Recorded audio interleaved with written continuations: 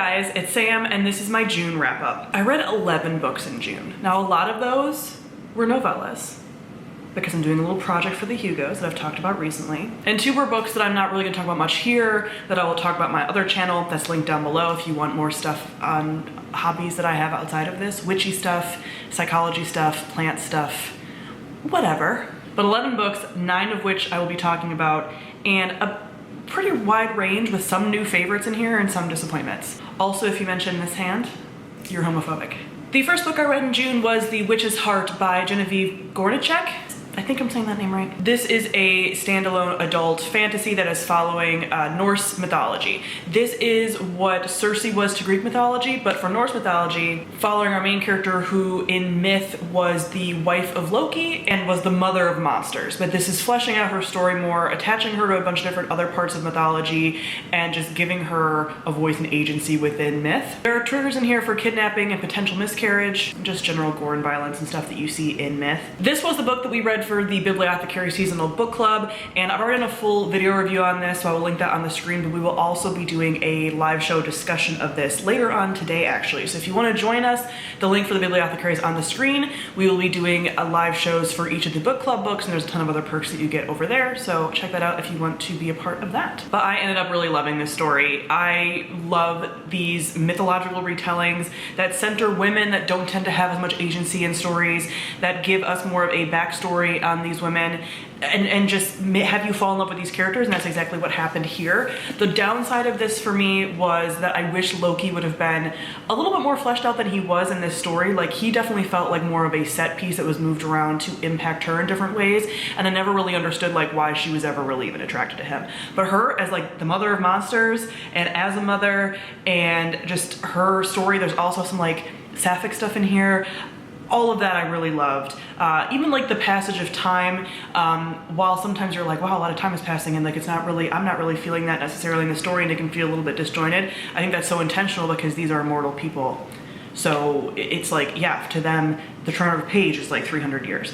So yeah, we follow all of that. We follow like the myth of Ragnarok, all of that. Really cool. I feel such deep like kinship with her now. I was looking up like almost like fan art and historical art for her, but like a lot of just like fan art and things, because her and her children are such a big part of Norse myth, and I find them really interesting. So I ended up giving this 4.5 out of 5 stars. I then read The Killing Dance by Laurel K. Hamilton. This is the 6th, I think, book in the Anita Blake Vampire Hunter series.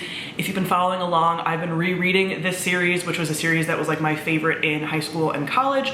It is a urban fantasy paranormal romance-y series that's now currently ongoing and 30 books long. So I'm trying to reread the ones that I read, which is the first 17. This series eventually turns into erotica. I feel like I always have to mention that because otherwise someone comes in the comments and is like, it gets kind of bad as far as like, you know, people don't like the writing as much in those ones. And I always have to say like, I know, and then it's supposed to like swing back the other direction. So just bear with me. But anyway, this is the 6th book in the series. This series follows Anita Blake, who is a vampire hunter. She works with paranormal police. She also animates zombies because she's an animator, and she has a very complicated love life because by this book, she is now dating both the master vampire of the city as well as an alpha werewolf, and they are kind of, it's like this love triangle. Like she has to choose one, and she has to give both of them a chance. This is like the deal that the vampire in particular made with her. This book is so much more about that meta plot and like the stuff going on with her than it is about other things. In this book, there is a like assassin sent to potentially kill her for some reason. We don't know why. So it's bringing in a lot of the characters we've been following for a while as far as side characters, all of the romance stuff that's going on. One of her like friends, sort of colleagues, who is another basically like assassin bounty hunter dude, comes in that he's like a fan favorite, and a lot of stuff happens. There are triggers in here for gore. All of the books in this series are gory. There is threats of rape in here and like torture and things. And there's also some like domestic violence type stuff because this book was written, I believe, in like the late 90s. So these are like fairly older now, and so there is some stuff that's very much of its time that you have to kind of like watch out for with some of these.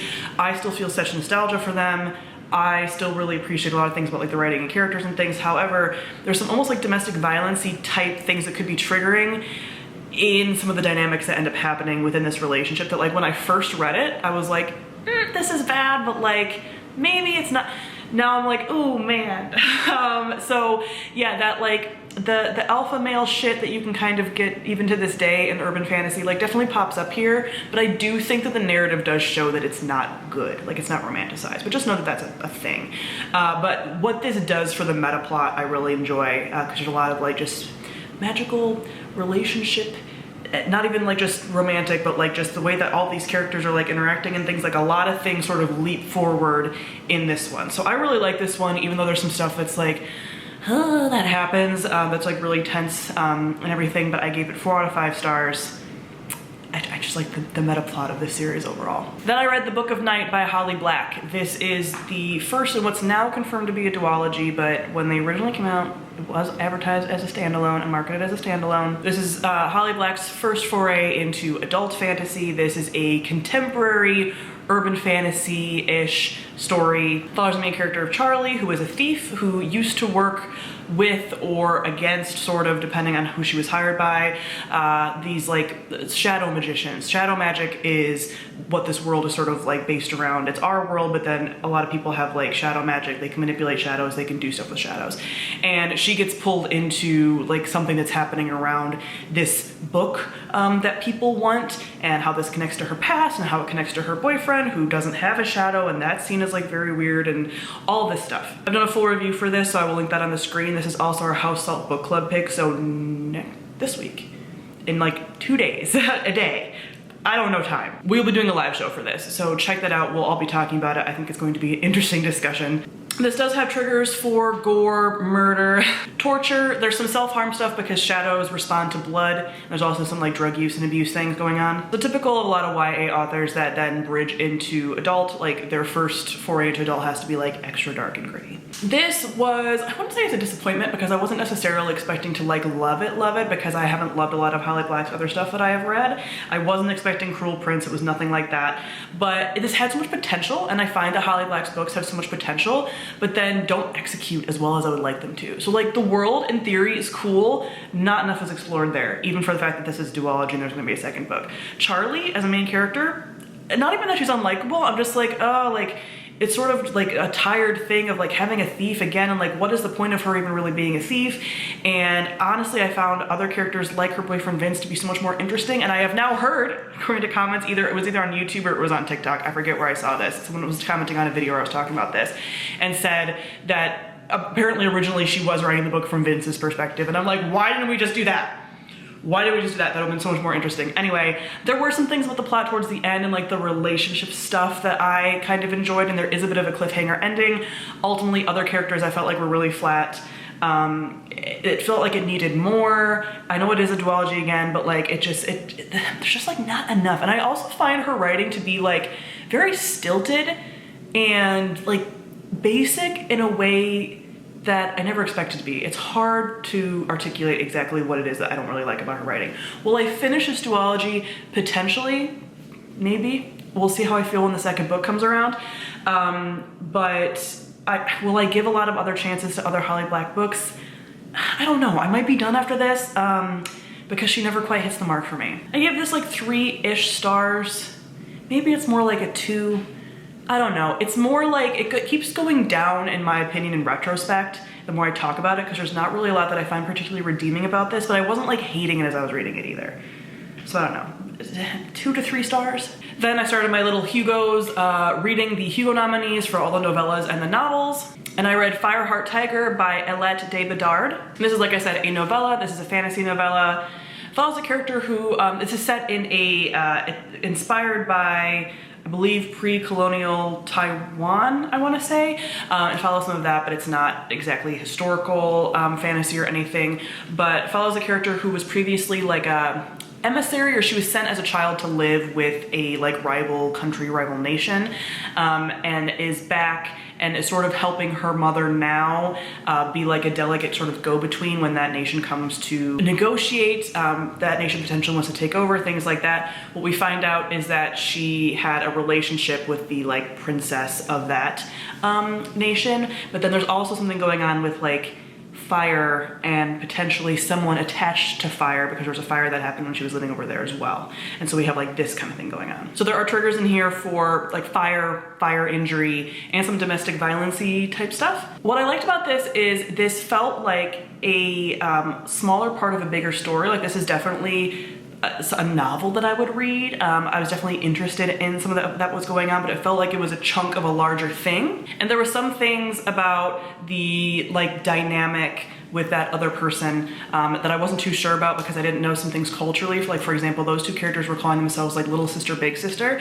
I had to look it up that within that culture, it's more like, because I was like, this is like giving like sibling dynamics. So like what's going on here? That's not a sibling word. It's more for just saying like, that person's older than you or younger than you. But that like threw me off a little bit as I was reading it. But it's this like sapphic story with some of these political intrigue things and some like toxic sapphic relationships as well. So this was interesting, a quick read, 3 out of 5 stars. I would definitely read more by this author. Then I read Come Tumbling Down by Shauna McGuire. This is the 5th novella in the Wayward Children series. This is not the one that's nominated for a Hugo this year. It's the next one, but I had to read this one because I hadn't read this one yet. And this is following some of the characters from earlier books. Apparently every other book is following like some of the same characters from the School of Wayward Children that we've seen a lot, and then the opposite books are potentially following new stories and things. That's apparently been the trend. I didn't know that that was how everything was marked off. But this follows some characters that we already know and love. So this went back to the Moors, which is one of the worlds that we visited before, with Jack and Jill, which are some of the characters we visited before. And the second book in the novella series so far followed those characters in that world and has been my favorite thus far. So this was a return to that, plus some of the other characters from the Wayward Children series, and just like an extension of that story. And I feel like a wrap up of the Jack and Jill stuff. But I love the world of the Moors. It is dark and twisty. It's a gothic world. So there's like vampires, mad scientists, things like that. There's definitely trigger warnings in this series and in this book in particular for like body horror and things. But I love this world. There was an expansion of the world. I really enjoy these characters, but they're established characters that we've known for a while. The plot clips along. Could some stuff be fleshed out a little bit? Sure, but do I care? No. So I end up giving this one 5 out of 5 stars. Maybe it's more 4.5, but in my heart, like I love this. Like the Moors, you could write a whole novel on the Moors. I'd be very pleased. So I really like this series in general. Then I read The Atlas 6 by Olivia Blake. This is the first book in an adult fantasy dark academia series. This was originally self-published and has since been traditionally published now by Tor. This does have triggers for some body horror and child abuse like mentioned in the past. And this is following 6 characters who get recruited to potentially be a part of the Alexandrian Society, because in this world, the Library of Alexandria never burned down and there's a society that kind of protects it. So these characters are like all out of college or a little bit older, are magicians because, well, they call them Medeans in this world. But so they're Medeans and they each have a different kind of magic. There's people that can like affect emotions and like read people's emotions, read minds, different kinds of physical magics, sensing nature magic, a bunch of different things. But at the end of the year, only 5 will be chosen to move on. So it's a little bit like a competition, but not really. And so we follow these characters as they're recruited into the society and like learn things about it. I've already done a full review on this. It's not posted yet though, I don't think. It will go up this week sometime. But I've talked about this a lot on TikTok too, which if you don't follow me on TikTok, you will get immediate updates about what I'm reading, so TikTok is linked down below. But this was not giving as much as I wanted it to. It was not as atmospheric as I had hoped. A lot of the dark academia stuff, as far as like the schooling part of it and like the learning stuff, is so glossed over. The magic is like not explained at all. All of these characters are deeply unlikable, and they're supposed to be, but they're almost unlikable in a similar way as far as narrative tone. Like their narrative voices don't feel vastly different to me. They did grow on me as the story went on. But I would have liked them to have like at least one of them to have something slightly redeemable, and also that they just felt like kind of flat, different character interactions and how they built relationships we didn't really see on page, so that was a little bit tough because you're like, why are these characters, are they even teaming up? All of that. And so some of the plot and descriptions and things were sort of all over the place. Again, a book I didn't hate while I was reading it necessarily, but I wanted more from, similar to Book of Night, 2 books that were supposed to be like these dark academia-esque stories and then just kind of like fell flat for me. There's enough here that I will continue with this series. I'm interested now that the next book will be fully under like traditionally published, like edited, all of that, more of a team behind behind it if that will be better, because this, they had to work with an existing thing and tweak it a little bit. So having the whole way through it be traditionally published, I'm curious how that's going to change things. Like I said, there were some characters and some things that I found like a little bit interesting enough to continue. But overall, like originally I gave it a 3-star. I don't know, maybe it's more like 2.5. I'm unsure. There's even like the way this was written was very pretentious, but intentionally. I don't know, I just felt like there were some things that could be tweaked to make this way better, but I'm interested to see how this series continues. Then I read A Spindle, Splintered by Alex E. Harrow. This is another novella for the Hugos. This follows a main character who has a terminal illness, and she has always been obsessed with Sleeping Beauty, with the idea of like falling asleep and then waking up, and like fairy tales and everything with this terminal illness that she's had since she was a child. And on her 21st birthday, when she is like really only having a very short amount of time left, she ends up getting herself into a Sleeping Beauty-esque situation and gets potentially like teleported, this is almost like a multiverse story, into a Sleeping Beauty type story, and everything goes from there. So there are trigger warnings here for self-harm, because there is that whole like pricking of the finger thing going on like repeatedly, terminal illness obviously, and then rape, because this is discussing like the Sleeping Beauty themes and what Sleeping Beauty the story has been, not just like the Disney-fied version. This is also sapphic. Our main character is not sapphic, but there's like sapphic other characters and like side relationships and things. This was interesting in the first half. I liked the story overall. The first half I felt was better. It kind of went off the rails in the end, and there ended up being like a ton of multiverse things brought in, but because it's a novella, not enough time to really be fleshing that stuff out. It just went a little bit more off the rails in my opinion, but like a solid ending for what it was.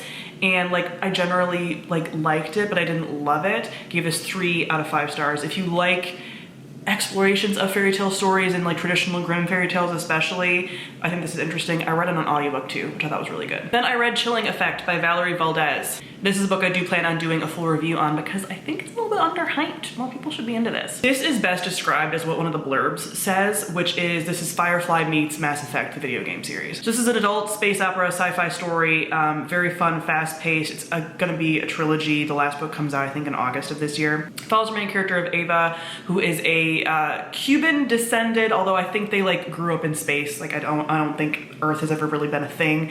But she is she's in her 40s and she's the captain of this ship. Previously, she used to be like a smuggler and like in the sort of criminal world. Her family was very much in the criminal world.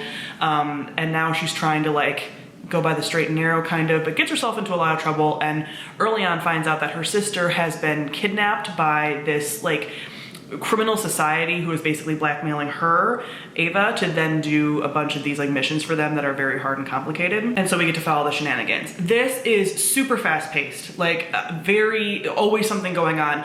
If you like Mass Effect, you will probably like this. What I will say too is if you took Mass Effect and you had Shepard not be that competent, it's not that Ava's not competent. She just gets into like way more trouble and fails like way more.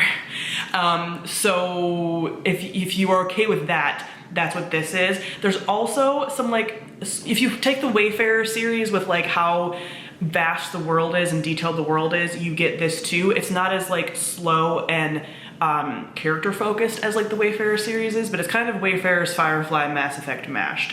And there is some like alien romance, not erotica. It's not that kind. But again, if you liked Mass Effect, this is almost like a Shepard and Garrus Thane hybrid romance in here, which I love. Those are the two ones I romance the most in Mass Effect. So that was really great. And yeah, it was just like an interesting, like, it's not cozy because so much is happening, but it felt almost cozy and nostalgic with some of the like tropes it plays off of. It doesn't take itself too seriously. What kept it from being a total 5 stars for me is like some of the writing choices. So there's a lot of use of Spanish in here, which is in itself not a problem, but it's very hard to tell what characters are necessarily saying in Spanish without looking it up. And you can't necessarily infer it from what they're saying around that and like reactions and stuff. It's never necessarily clarified. So it's kind of hard to be like, I need this information. I need to go and like look it up and then come back. Where other stories that have done that before have like it definitely easy to interpret what's being said in context, or they'll be like, they'll sort of repeat what's being said in English or something so that it's like not interrupting the flow of the story as much. There's also a little bit of like potty humor, especially more at the beginning. Like the farts are mentioned so often in this book, and I'm like, why? So not my humor, but I think it started to lessen as the book went on, and I just kind of like glossed over it a little bit. So this is like definitely like self-aware, kind of campy. There's like psychic cats and like dinosaur aliens and like just weird shit going on. So yeah, this is not a series that I would read back to back because I think it would be too much, but I plan on continuing with this series. I give it 4 out of 5 stars. Like really fun and like definitely underrated. I went and looked for fan art after, and there's like no fan art of this because I wanted to see what all the aliens looked like. So people need to read this and do fan art of it. And the last book that I read was Elder Race by Adrian Tchaikovsky. This is another novella, and this took me by surprise completely. I finished this last night. It was the last book I read this month. It is both a sci-fi and fantasy mixed because there's 2 characters whose POVs we follow. One of the characters, the world, they interpret it as being a fantasy world. The other character they interpret as being a sci-fi world. I'll tell you how that happens. So the sci-fi character basically is from a like distant Earth where we like sent out people and colonized different planets, and those colonies then eventually are just going to sort of like evolve naturally. Like they didn't have all the science and stuff. They were like sent back almost into like, they call it like barbarism. And so the other character is from one of those colonies but doesn't know that she's like the descendant of like sci-fi people. It's not sci-fi people, but you know what I mean, like more technology advanced peoples. The sci-fi character is actually an anthropologist that was sent like years ago to just like keep track and observe people, but their team got like lost and they're the only one that's really like left there. So they're in like an outpost with all of the tech and stuff, and they are cryogenically sleeping for like centuries. But the colonists and like the fantasy world people think that he's a wizard